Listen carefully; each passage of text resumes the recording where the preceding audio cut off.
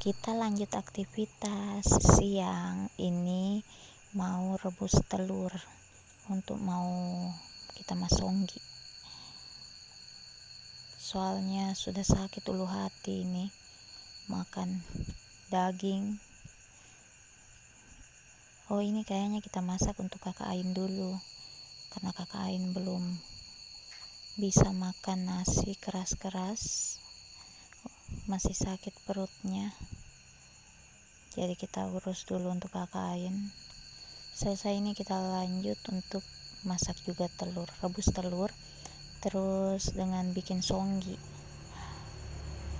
Kalau moms di sana asik moms ya, masak apa hari ini, kita sharing masuk di kolom komentar, kita ramai-ramai cerita. Abaikan saja mukanya Apam yang selalu eksis, sadar kamera. Ini katanya lapar. Di bawah juga itu ada yang mutar, tarik baju, lapar. Dan ini telur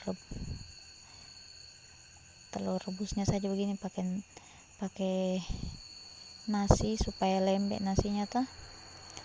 Terus ini kita bikin songgi. Nah, ini tutorial bikin songgi. Oke, sekian dulu untuk aktivitas memasaknya. Kita lanjut lagi esok hari. Semoga bunda-bunda jangan bosan dengan aktivitas saya yang begini-begini saja. Jangan lupa like, komen, dan subscribe. Assalamualaikum warahmatullahi wabarakatuh. Bye bye.